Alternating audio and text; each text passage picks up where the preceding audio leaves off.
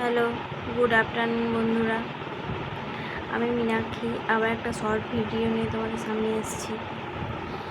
তো আজকে অন্য কিছু বলবো না, আজকে একটা বিষয় নিয়ে কথা বলবো, যেটা হচ্ছে এখন বলতেও কেমন গাটা শিউরে উঠছে। তোমরা হয়তো সবাই জেনে থাকবে, ইতিমধ্যে নিউজ চ্যানেলে বা মিডিয়ায়, সোশ্যাল মিডিয়া নেটওয়ার্কিংয়ে, অন্য এক্স চ্যানেলে সব সব সব জায়গায় একটা নিউজ খুব মানে সাড়া ফেলেছে। তোমরা সবাই জেনে থাকবে যে আর.জি. কর মেডিকেল কলেজ হসপিটাল কলকাতায় একটা ভয়ঙ্কর ভিন্ন একটা সিচুয়েশান তৈরি হয়েছে, আর ঘটনা ঘটেছে, খুব বিশ্রী একটা ঘটনা, নিন্দনীয়, যেটা এক কথায় মানে বলে বোঝানো সম্ভব নয়। একটা মেয়ে হয়ে একটা মেয়ের যন্ত্রণাটা খুব ভালোভাবেই বুঝতে পারছি যে কী হয়েছে, তার সঙ্গে কত পাশবিক অত্যাচার হয়েছে ওই মেয়েটার ওপর, যে কিনা একজন ডাক্তার ছিলেন। তার কি দোষ ছিল? সে কি নাইট ডিউটি করছে, ওভার ডিউটি করছে, সেটা তার ভুল? নাকি তাকে 37-38 ঘন্টা তাকে ওভার ডিউটি দেওয়া হচ্ছে ইচ্ছাকৃতভাবে, সেটা তার ভুল? সেটা মেনে নিয়েছে, সেটা তার ভুল? নাকি সে 4টে পুরুষ ডাক্তারের মাঝে একা একটা মেয়ে, সে তো কোনোভাবেই 4জন পুরুষ ডাক্তারের সঙ্গে থাকতে পারে না, নাইট স্টেটও কোনো রকম করতে হবে যেহেতু নাইট শিফট আছে। তো 5টা পুরুষের সঙ্গে তাকে ডিউটিতে শিফট করা, এটাকে সেটা অ্যাকসেপ্ট করা, সেটা কি তার ভুল? তারপর সেও তো মানুষ, তার তো ক্লান্তি আসতে পারে, সে তো ঘুমাবে দিনের শেষে, কাজের শেষে কোনো রকমের কাজ গুছিয়ে সেও তো ঘুমাবে। সে সেমিনার হলে ঘুমিয়েছে, সেটা কি তো তার দোষ? তার একটা এক্সট্রা রুম নেই, রুমের ব্যবস্থা নেই, কোনো সিকিউরিটি নেই, সেটা তার দোষ? না সে সব কিছু মেনে নিয়ে, সব কিছুকে অ্যাকসেপ্ট করে, তারপর সে একটু দুটো চোখের পাতা এক করেছে, একটু ঘুমিয়েছে, সেটা তার দোষ? ঘুমের মধ্যেই তাকে, বেচারা মেয়েটাকে মরে যেতে হলো। হায় ঈশ্বর, এরা কি মানুষ না জানোয়ার? মানে জানোয়ার বললেও ভুল হবে। এরা কোন ধাতু দিয়ে তৈরি? একটা মেয়ের কষ্ট, যন্ত্রণা, বেদনা এসব বোঝে না, তার মা বাবার কষ্ট বোঝে না, কেন করে এরকম? আমি বলার কোনো ভাষা পাচ্ছি না। ঘটনাটা একের পর এক এরকম ঘটনা ঘটেই চলেছে, সে এই স্টেটে হোক বা অন্য স্টেটে হোক, একের পর এক। একটা বাচ্চা শিশু থেকে শুরু করে বৃদ্ধা অবধি কেউ বাদ যায় না। কেন মানুষ তোমরা এরকম? কেন মানুষ হয়ে জানোয়ারের মতো কেন হাবভাব করো? তোমাদের কি মন নেই? তোমাদেরও তো বাড়িতে মা, বোন, সন্তান থাকে, তাহলে তোমরা এইসব ভুলে কেন একটা নারীর ওপর এত অত্যাচার, এত নির্যাতন করো? তুমি যখন মেয়েটাকে শ্বাসরোধ করলে, তখন তোমার মনে হয়নি যে আমার যদি কেউ, আমার মুখের ওপর কেউ যদি বালিশ দিয়ে বা কাপড় ঢেকে কেউ যদি শ্বাসরোধ করে, তাহলে আমার কেমন লাগবে? তুমি বলো, তোমার বুকে হাত রেখে তুমি কি সহ্য করতে পারবে? তোমার যদি নাক চাপা দিয়ে নাক বন্ধ করে দেওয়া হয়, তুমি কতক্ষণ চুপ করে থাকবে? তুমি ওই মেয়েটাকে কেন শেষ করলো? তোমার কী দোষ করেছিল? তোমার কাছে খেতে চেয়েছিল, তোমার কাছে পড়তে চেয়েছিল, তোমার কাছে টাকা চেয়েছিল, সে তার কী দোষ? আর যদি দোষ থেকেই থাকে, সেটা অন্যভাবে প্রমাণ করা যেত, আরও আইন আছে, আইনত পদক্ষেপ তুমি নিতে পারতে। কেন মেরে দিলে মেয়েটাকে? কষ্ট হয় না? তারপর এত কিছু হওয়ার পর মেয়েটার গোড়ালি ভেঙে গিয়েছে, ঘাড়ের হাড় ভেঙে গিয়েছে, আঙুলগুলো দুমড়ে মুচড়ে ভেঙেছো, কেন করলে পাপি? তুমি কেন এরকম করলে? তোমাকে এখন তুই বলে সম্মান করতে ইচ্ছে করছো, কোনোভাবেই তোমাকে তুমি বা তুমি একটা সিভিক ভলেন্টিয়ার, সামান্য তোমার কী যোগ্যতা আছে ওই মেয়েটার ওপর হাত দেয়া, মেয়েটার গায়ের ওপর হাত দেওয়া? তোমার কী অধিকার আছে? তুমি কার মদতে এইসব করছো? এসব করা তোমার একদমই ঠিক হয়নি।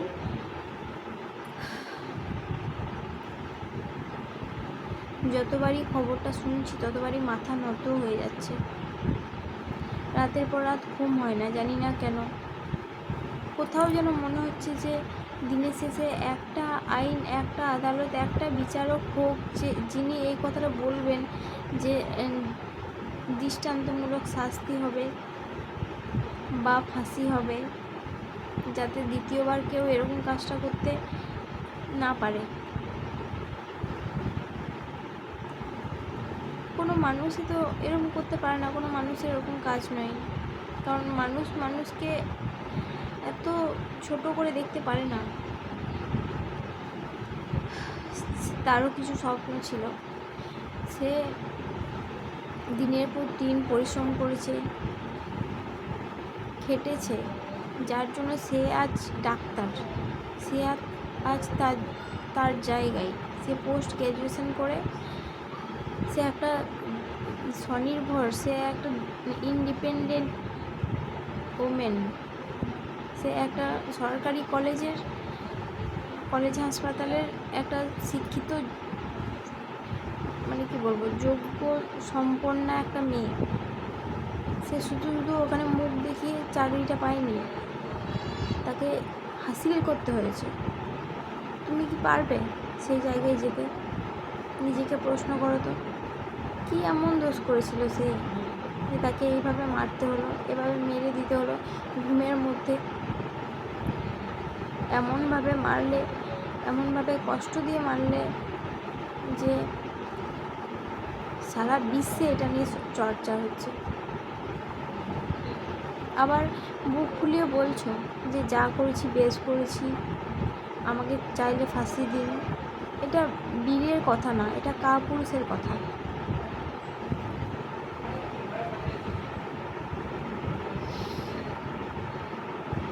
যারা এরকম ভাবনা চিন্তা নিয়ে রয়েছো যে এরকম কাজ করবো আর বেঁচে যাব, তারা এবার থামো। তোমরা আর মেয়েদের, নারীদের সম্মান নিয়ে ছিনিমিনি খেলো না। তোমরা এবার চুপ হয়ে যাও। তোমরা আর ধৈর্যের সীমা পার করো না মেয়েদের। মেয়েরা রেগে গেলে কি করতে পারে সেটা তোমাদের ধারণার বাইরে। হ্যাঁ, যেহেতু আইন, আদালত, আইন কানুন এসব রয়েছে, সেহেতু মেয়েরা চুপ করে থাকে। এখনও আস্থা রেখে চলেছে যে হ্যাঁ নিশ্চয়ই আমরা নারীরা বা সেই ফ্যামিলির লোকজন এখনও আস্থা রেখেছে যে হ্যাঁ আমরা ন্যায় বিচার পাবো।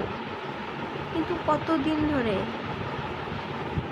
সোশ্যাল মিডিয়াতে তো শুধু ফুটেজের দরকার, রাত দিন শুধু চর্চা হচ্ছে কার দোষ। গোল টেবিল বসছে নিউজ চ্যানেলে,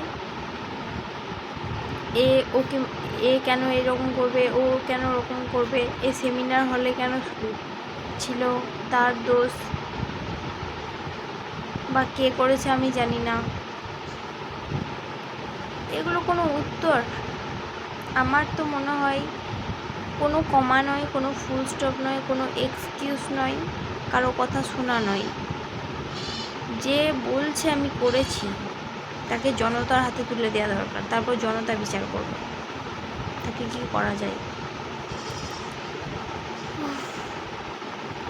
রাতে ঘুমাতে যাচ্ছি, ফোন দেখার জো নেই। যখনই ফোন দেখছি সে একটাই খবর মাথার উপর চলছে। আর আমরা এখানে সেফ নয়, শুধু একটা মেয়ে নয়, আজকে ওর সাথে হয়েছে, কাল আমার সাথে হতে পারে।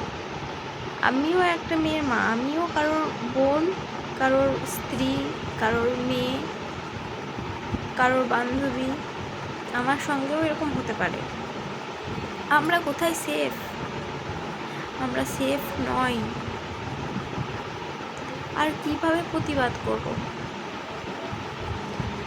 আমার কোনোভাবেই ইচ্ছা ছিল না এই কথাগুলো তোলার, কিন্তু আর পেরে উঠছি না। কত কেঁদে কেঁদে বালিশ ভিজাবো? সে আমার নিজের লোক না হতে পারে, সে আমার রিলেটিভ না হতে পারে, কিন্তু সে তো একটা মেয়ে, মেয়ের যন্ত্রণাটা মেয়ে বুঝবে না?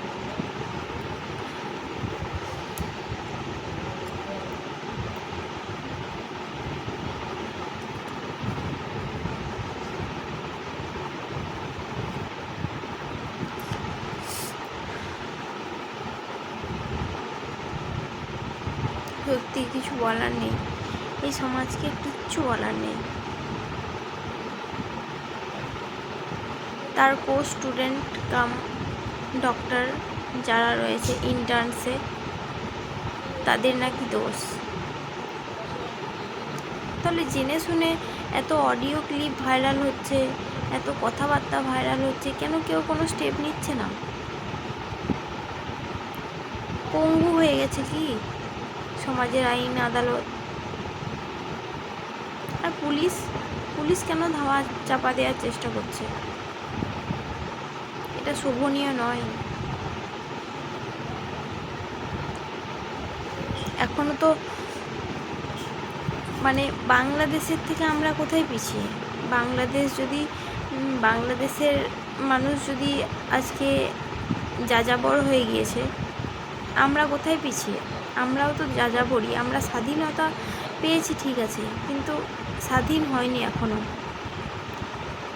কোনো নারী বলো, কোনো পুরুষ বলো, কেউ এখনও স্বাধীনতা পায়নি। শুধু নামমাত্র স্বাধীনতা। কি হবে এরকম স্বাধীনতা দিবস উদযাপন করে, যেখানে যেখানে শুধু পতাকাটাই উড়বে, যেখানে কোনো সম্মান নেই, যেই পতাকায় শুধু কালো দাগ, কালো কালিমালিপ্ত হয়ে গেছে ভারত মাতা। কি হবে এরকম সম্মান? শুধু দেখতেই কারোর সম্মান নেই। উচ্চপদস্থ লোকেদেরকে একটাই কথা বলবো, ছি ছি, আপনারা পদত্যাগ করুন। ধিক্কার আপনাদেরকে। একের পর এক এরকম ঘটনা ঘটে চলেছে, কিচ্ছু করতে পারছেন না।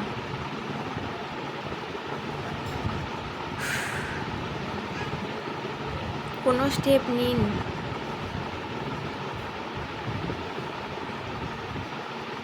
না হলে বাংলাদেশের মতো হাল হতে দুদিনও সময় লাগবে না। বেকারত্ব সেটা তো একটা সমস্যা, জনসংখ্যা বৃদ্ধি সেটা তো একটা সমস্যা। তো তারপরেও যদি এরকম পাশবিক অত্যাচার হতে থাকে, একটা মহিলা, একটা মেয়ে, একটা কন্যা সন্তান, একটা ডাক্তাররা যেখানে সেফ নেই, একটা কথা ভেবে দেখুন, যেখানে ডাক্তাররা সেফ নেই, একটা পুলিশ সেফ নেই, একটা নার্স সেফ নেই, একটা সোশ্যাল ওয়ার্কার সেফ নেই, একটা হাউসওয়াইফ সেফ নেই, সেখানে কিভাবে দেশ চলতে পারে?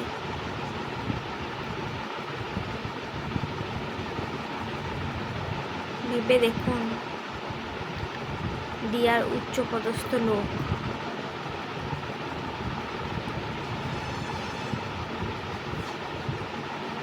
আপনাদের হাতে তো ক্ষমতা রয়েছে, আমাদের হাতে তো ক্ষমতা নেই।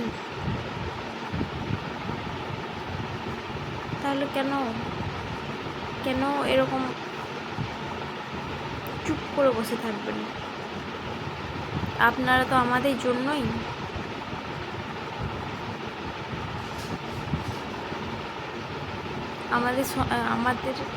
আমাদের ভালো মন্দ সব কিছু দায়িত্ব আপনাকে দেওয়ার জন্যই আপনাকে ভোট দিয়ে জেতানো হয়েছে। আর আপনারা যে কিনা ধামাচাপা দেওয়ার চেষ্টা করছেন। হ্যাঁ, এটা ঠিক যে সবাই 100% যারা ডাক্তার তারা কেউ একদম অ্যাকুরেট নয়। কেউ তো টুগলিবাজি, চিটিংবাজি করে তো ডাক্তার হয়েছে। সেগুলোকে খুঁজে বার করুন, টেস্ট করুন, ওই যে বলে না, একটা পচা আলু থাকলে 10টা পচা আলুকে, ভালো আলুকে নষ্ট করবে, সেই হচ্ছে ব্যাপার। তবে শুধুমাত্র নারীদের প্রতি কেন, নারীদের প্রতি এত পাশবিক, এত নির্যাতন, এত অত্যাচার, এত কেন সহ্য করতে হবে? যতবার ভাবছি কথাটা ততবার খারাপ লাগছে। এখন দুপুর, এখন কি দরকার ছিল আমার এরকম আর্তনাদ করা? যতবার দেখছি, যতবার ভাবছি, চোখে জল ফেলা ছাড়া কোনো কিচ্ছু করার নেই আমাদের সাধারণ মানুষের। শুধু ভয়ে কাঁপছি, মনে হয় না আর ঘর থেকে বেরোতে পারবো। কারণ আমিও একটা মেয়ের মা, তাকে আমি কিভাবে বাইরে পাঠাবো পড়াশুনো করানোর জন্য? কিভাবে আমি বের হব? ঘর থেকে তো পা রাখা যাবে না, ঘরেও তো কেউ সেফ নেই। এমন কোনো খবর দেখলাম না যে ঘরেও মহিলারা সেফ। মানে যাদের হাতে পাওয়ার আছে তারাই পাওয়ার দেখাবে, এটাই হচ্ছে ব্যাপার। আর যাদের হাতে পাওয়ার নেই তারা একদম প্রজার মতো তাচ্ছিল্যে অবহেলিত হয়ে জীবন কাটাবে। কেন এরকম কেন হবে? আপনাদেরকে জবাব দিতেই হবে, ডিয়ার উচ্চপদস্থ লোক। আপনারা আসুন, কিছু বলুন। আজ 14ই আগস্ট 2024, বুধবার।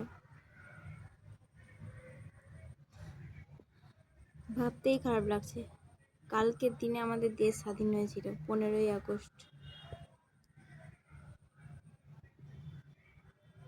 আর আজকে এরকম ঘটনা ঘটে গেল।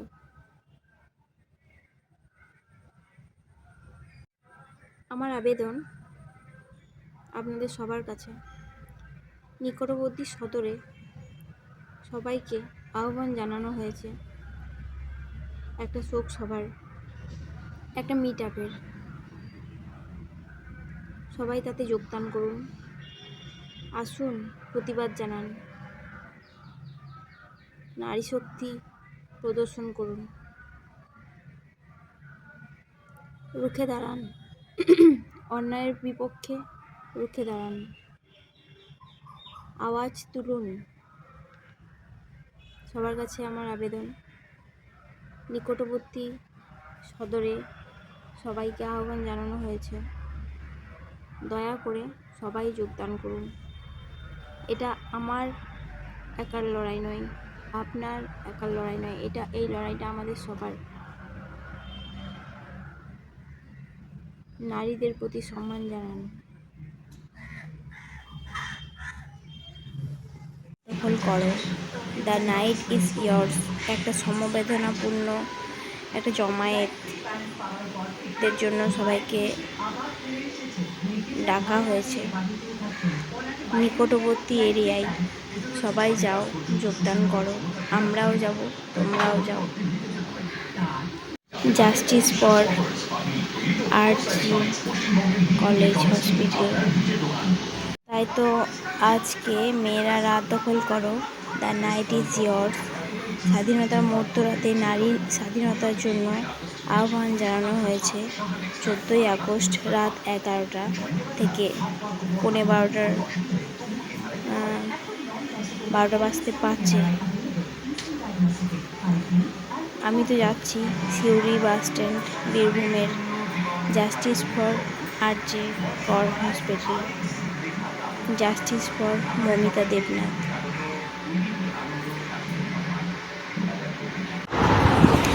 এখন RG Kar hospital, Kolkata medical college, এই নিউজটা সবার ফোনে ফোনে